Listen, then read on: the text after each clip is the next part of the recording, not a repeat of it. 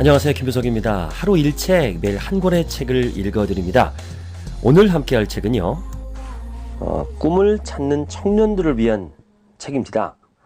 요즘 청년들의 꿈이 없다, 그리고 뭐 취업이라든가 여러 가지 것으로 고민이 많죠. 그 동시대에 살고 있는 젊은 청년이 쓴 책이에요. 20대 중반이 책을 썼어요. 대단하죠. 책을 쓸만 합니다. 저는 이제 조현우 님이 쓴 책인데 직접 만나봤기 때문에 이분의 책을 신뢰합니다. 제가 스피치 과정을 운영하는데 거기에 조현우 님을 제가 만나서 지도를 했어요. 스피치. 그래서 너무 감동받아서 그거를 녹음을 해서 제가 유튜브에도 올렸거든요. 제가 감동받을 정도니까 제가 배울 점이 너무 많더라고요. 나이가 많다 그래서, 경험이 많다 그래서 젊은 친구한테 배울 게 없는 게 아니거든요. 나이는 어리지만, 저보다 한참 어리지만 정말 많이 고민했고 많은 사람을 만났고 또 본인이 변화했고 그런 부분에서 저도 존경하는 젊은입니다. 제목은요, 만나는 사람을 바꿔야 인생이 바뀐다라는 책입니다. 이게 이 책의 주제예요. 누구를 만나느냐에 따라서 인생이 바뀐다라는 부분, 저도 늘 강조하는 부분인데요. 그게 이 책에 아주 적나라하게 있고 또 실제로 조현우 님이 겪은 이야기들만 꾸몄습니다. 단순히 무슨 보통 이런 자기계발서를 보면 남의 말을 인용하거나 좋은 글귀를 짜집기 하거나 하는 경우가 왕왕 있는데 그렇지 않아요. 조현우 님은 본인이 직접 다 겪은 얘기입니다. 길지 않은 짧은 인생이죠. 20대 중반까지의 삶이 정말 대단했거든요. 평범하게 살 수 있는 분이에요. 안정적으로 살 수 있는 분이에요. 뭐 집안이 많이 어렵거나 뭐 이런 것도 아니에요. 공부를 못한 것도 아니에요. 공부도 잘했어요. 또 부사관으로 평범하게 군인 생활을 하면서 행복하게 살 수 있는데 그걸 견디지 못하는 거죠. 그래서 과감히 뛰쳐나왔고 본인을 개발하고 있는 인생 스토리, 배울 점이 많은 책입니다. 전 직접 이 친구한테 이야기를 들었기 때문에 더더욱 이 책이 더 와닿은 것이 조금도 다르지 않거든요. 이게 꿈인 거라면 본인이 말한 거랑 책의 내용이 좀 다를 텐데 다른 게 하나도 없어요. 그래서 더 좋고요. 인터넷에 1,000만 원의 점심을 산 사나이 이렇게 치면은 나오는 동영상의 주인공입니다. 책엔 이렇게 써 있습니다. 부자가 되고 싶으면 부자들을 만나고 행복해지고 싶으면 행복한 사람들을 만나라. 이 진리죠. 근데 이렇게는 알고 있는데 이걸 행동하는 젊은이들 많지 않은데 젊은 나이인데도 불구하고 이걸 행동했다는 게 대단합니다. 조현우 님을 소개해 드릴게요. 공군 항공과학고등학교를 졸업하면 다 공짜입니다. 여기는 공군 부사관으로 임명이 돼요. 그래서 청주에서 첫 사회생활을 시작합니다. 근데 1년 만에 제대를 결심하게 돼요. 본인의 일에서 도저히 행복을 찾을 수 없다고 생각한 거예요. 어떻게 살아야 행복할까? 내가 평생 할 수 있는 일은 무엇일까에 대해서 끊임없이 고민하던 끝에 부모님과 주변 어른들, 친구들의 만류를 뒤로하고 안정적인 직장보다는 안정적인 행복을 갖겠다라는 일념 하나로 하고 싶은 일을 하나씩 해나갑니다. 부사관으로 근무한 지 5년 만에 장교로 재임 인관을 하고요. 2016년을 인생의 전환점으로 만드는 데 성공합니다. 여태껏 썼던 일기를 통해서 자신의 인생이 어떻게 변화했는지 뒤집어 본 다음에 그동안 만나온 사람들에게서 이 변화의 실마리를 찾은 다음에 그는 그 삶의 변화를 원하는 주변 사람들을 차츰 또 변화시켜 나가고 있어요. 이 친구 옆에 있으면 저도 막 자극이 돼요. 야, 나도 이렇게 살면 안 되는 거 아닌가? 그 기운이, 에너지가 어마어마합니다. 지금은 현역 공군 중위로 김해에서 근무를 하고 있는데요. 매 주말마다 서울에 올라와서 공부를 하고 학원을 다니고 사람들을 만나고 그것도 어마어마한 사람들을 만나러 다닙니다. 근데 들이댑니다. 그런 이야기들이 이 책에 있어요. 어떻게 변화했는지 이런 부분들이 아주 무협지처럼 여기 있습니다. 실제 사건입니다. 이 조현우님은 매일 일기를 쓴대요. 2016년에 이제 이 책이 나왔는데 말에 더 신경 써서 세세하게 기록했습니다. 자, 2016년에 이제 절반이 지난 시점에 프롤로그를 썼네요. 나온 거는 2016년 말인데 첫 책이다 보니까 좀 시간이 걸렸네요. 저는 2016년 거의 저물어 갈 때쯤 만났거든요. 다행히 제 얘기는 이 책이 없습니다. 아마 이 책이 좀 늦게 나왔으면 제 얘기도 있을 것 같아요. 굉장히 많은 사람들을 만났고 본인 인생이 바뀌었다는 것을 느꼈고요. 혼자만이 아니라 많은 분들에게 영향을 또 본인처럼 좋은 경험을 하게 해주기 위해서 이 책을 썼다는 얘기가 있습니다. 쭉 소개를 해드릴게요. 이 머릿말에 굉장히 중요한 얘기가 다 있네요. 미리 얘기하면 재미없어요. 머릿말을 잘 썼어요. 프롤로그 부자가 되고 싶으면 부자를 만나라를 잠깐 소개해드렸고요. 목차를 보면 첫 번째는 1장은 내 인생을 바꾼 사람들에 대한 소개가 있습니다. 부모님, 책의 저자들, 레포츠 강사, 테니스 프로, 조금씩 제가 소개해드릴게요. 그 두 번째 장에는요, 지금 당장 만나는 사람을 바꿔라. 세 번째 장에는 만나는 사람을 바꾼 후에는 나는 이렇게 산다. 네 번째는 꿈을 찾은 사람들은 이렇게 산다. 다섯 번째는 만나는 사람을 바꾸고 내 주변은 이렇게 바뀌었다는 순서로 갑니다. 내 인생을 바꾼 사람들. 자, 가장 먼저 부모님 얘기를 안 할 수가 없겠죠. 역시 시작을 부모님부터 시작합니다. 중학교 때는요, 성적이 반에서 40% 정도였답니다. 부모님들은 이런 아들에게 무슨 꿈과 새로운 미래를 심어줄 수 있을까요? 답이 없는 거죠. 반에서 40%면 그냥 평범한 거니까 뭐 대단한 걸 꿈꿀 수 없죠. 부모님은 그토록 공군 항공과학고등학교를 들어가라고 한 이유를 어른이 된 다음에 어렴풋이 이해할 수 있었대요. 그렇다고 포기해버릴 만큼 공부를 아예 못한 것도 아니었으니까 부모님 모두 헛갈리기는 마찬가지였습니다.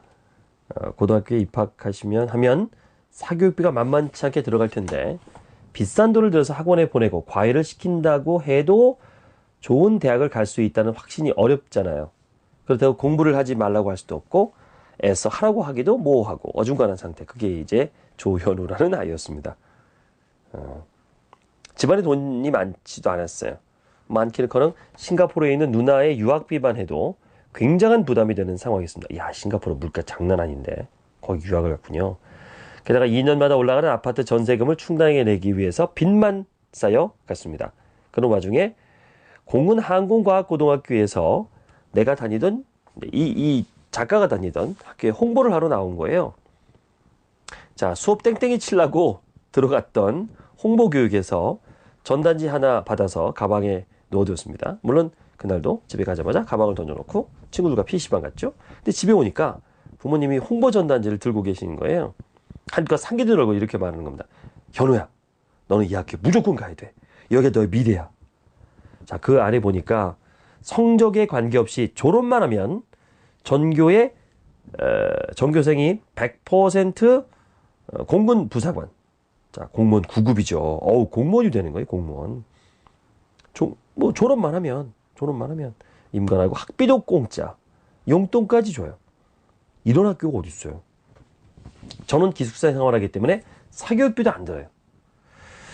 성적이 높은 학생은 대학교 위탁교육까지 보내주는 그야말로 판타스틱한 교육 시스템입니다. 학생 개개인에 들어가는 세금이 있기 때문에 의무 복무가 이제 7년으로 길죠.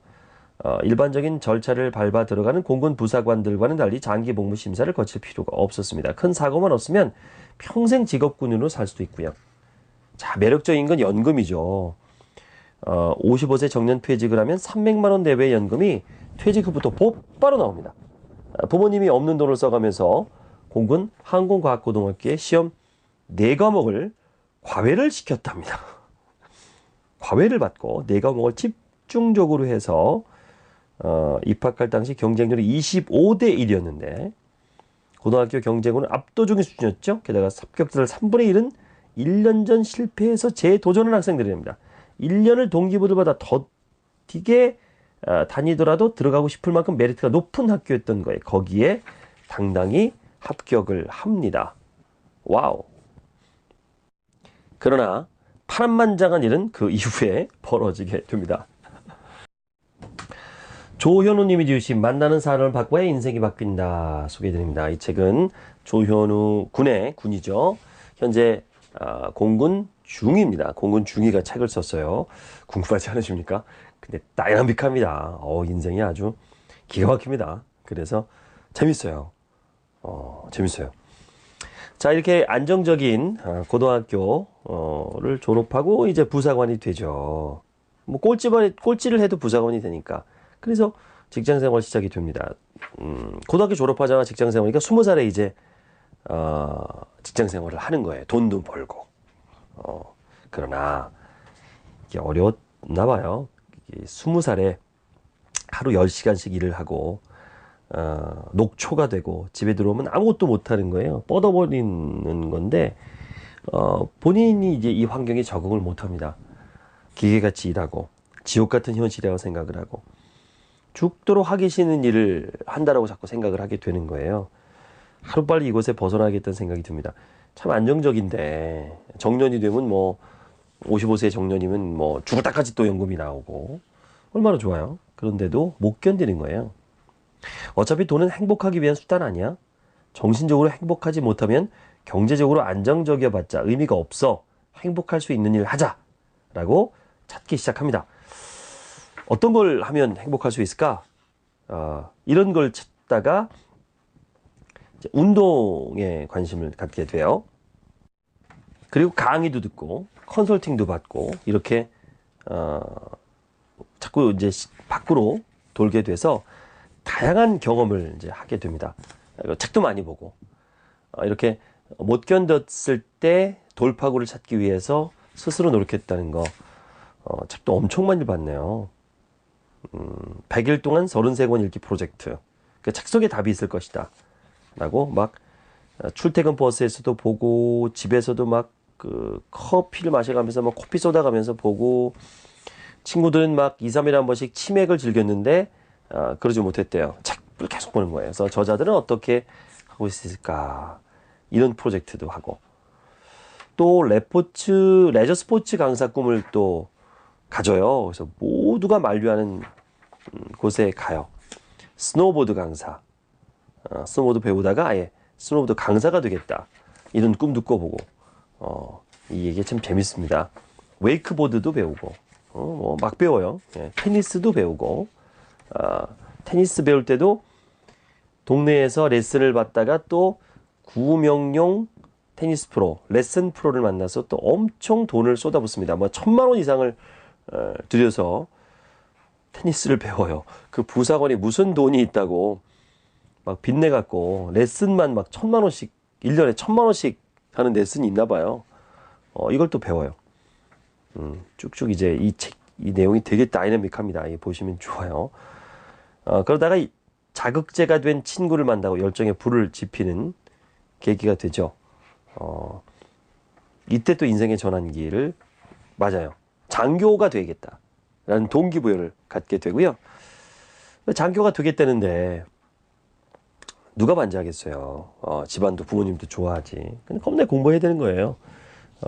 그래서 장교 공부를 열심히 또 밤새도록 하는 겁니다. 왜냐면 그동안에 자기 관리를 철저히 했던 친구죠. 그러니까 뭐 열심히 뭐 새벽에 일어나서 테니스를 치고 또 레슨을 받고 이런 부분들이 이제 습관이 된 거예요. 자기 관리가. 그러니까 공부도 이제 하기 시작하니까 미친 듯이 하게 되죠. 서류 당연히 합격을 하고. 그래서 물론 뭐 최종적으로 장교가 됐을 때의 아픔은 또 있어요. 그 부분은 이제 또 보시면 되고. 그러다가 인생의 길이 남을 2권의 책을 소개받게 됩니다. 황준석 연금형 부동산 연구소장을 만나게 돼요. 여기에 스토리가 또 기가 막힙니다. 이분이 이제 2권의 책을 추천을 해요. MJ 드마코의 부의 추월차선과 티모시 페리스의 4시간 이렇게 2권을 추천을 하는데 부의 추월 사전은 서점에서 바로 구할 수 있었는데 4시간은 절판된 상태였대요. 절판된 책은 인터넷에서 중고로 찾아 주문을 했고요. 그와 비슷한 제목의 책을 한 권 더 사서 빠르게 집으로 가서 열심히 읽었대요. 그리고 감동을 받은 거예요. 소름이 돋을 정도로. 아, 그렇구나. 이 엄청난 걸 배운 거예요. 아, 무슨 일이 있어도 내 사업을 해야겠다. 월급쟁이가 아니라 내 사업을 해야겠다라고 작정을 합니다. 자, 부자가 되는 방법은 부자한테 물어보면 된다라는 교훈을 얻게 됐고요. 그렇게 해서 한 사람과의 만남은 늘 무한한 가치로 연결된다는 그런 교훈을 얻게 됩니다. 이분 좀 대단한 게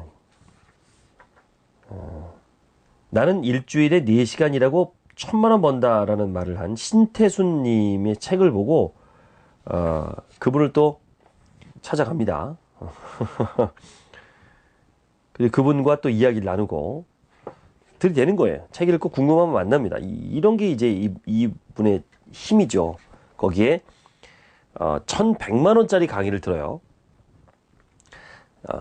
어찌됐든 내용이 어찌됐든 이 월급쟁이 중에서도 이제 부사관이면 뭐 군인이 얼마나 되겠어요, 월급이. 그거를 탈탈 털어가지고 1,100만 원짜리 강의를 들어요. 군인이. 그때 만난 황준석 소장님, 또 심길후 한국영업인협회 회장님, 엄청난 그 영향을 받죠. 내가 낸 돈이 있으면 본전 생각을 하게 되잖아요. 여기서 이영석 총각내 야채가게 대표를 만나게 됩니다. 이 기가 막힌 인연이 되는데요. 이 얘기를 좀 소개해 드릴 것 같아요. 자, 이렇게 이제 그런 얘기를 하잖아요. 네가 성공하려면 성공한 사람을 만나라. 식사 같은 이런 얘기도 하고 그랬더니 질문을 했는데 다행히 질문 자기한테 순서가 온 거예요.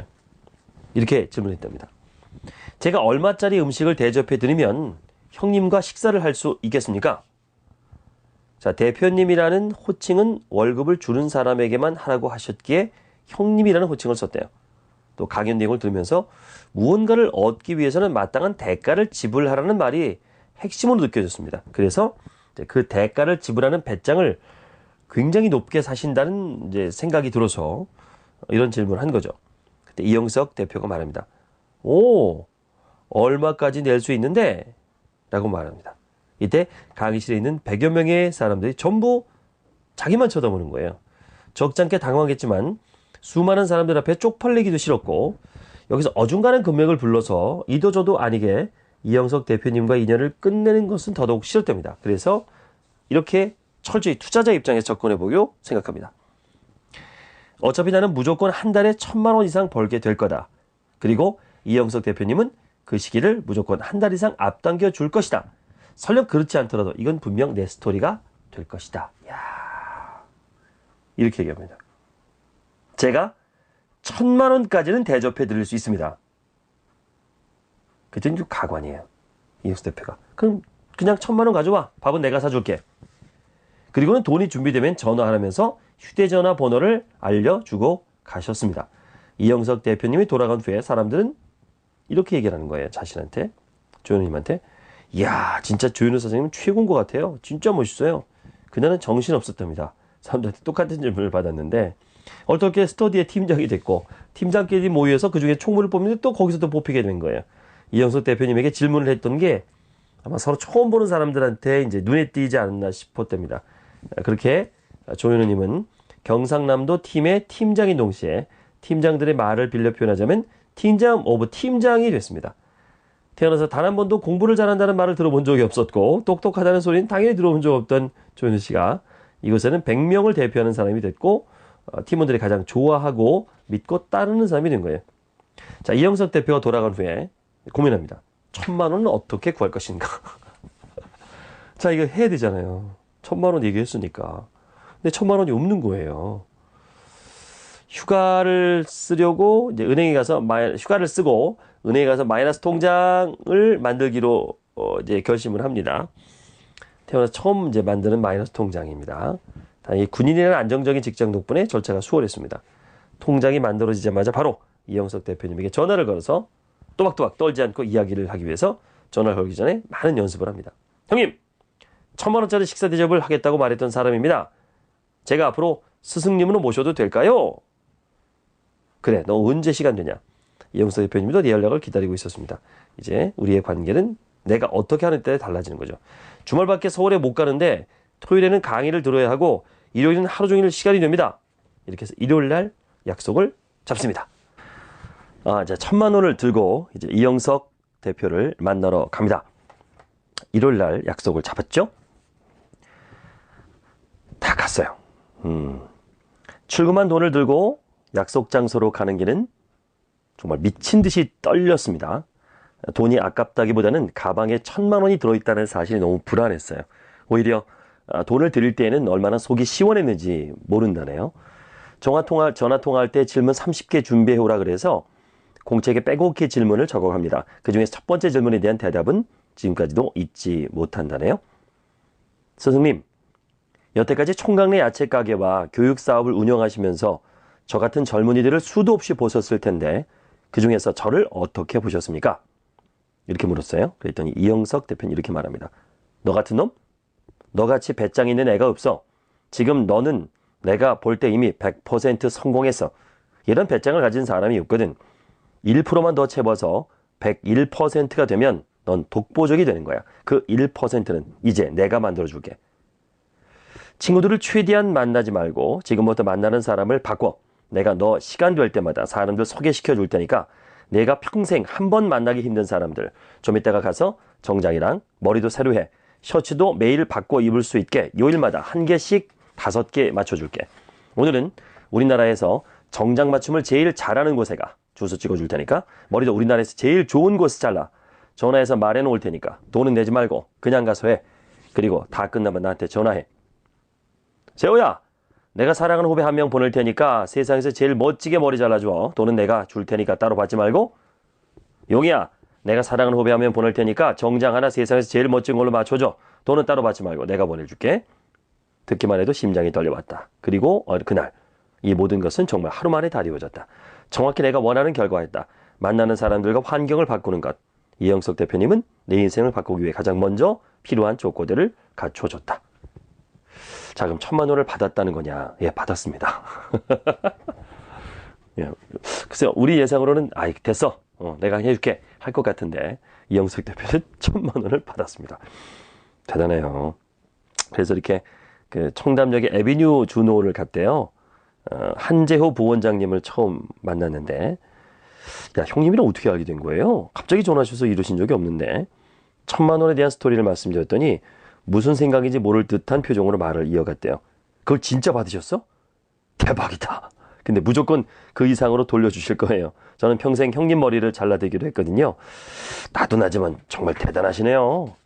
커트 비용은 5만 원 정도였다. 그런데도 손님들이 이렇게 바글거리는 걸 보면 정말 우리나라에 돈 많은 사람들이 많긴 많은가 보다 생각했다. 차들은 대부분 외제차였고 사람들은 티셔츠 하나만 입고 와도 왠지 부자 같아 보였다.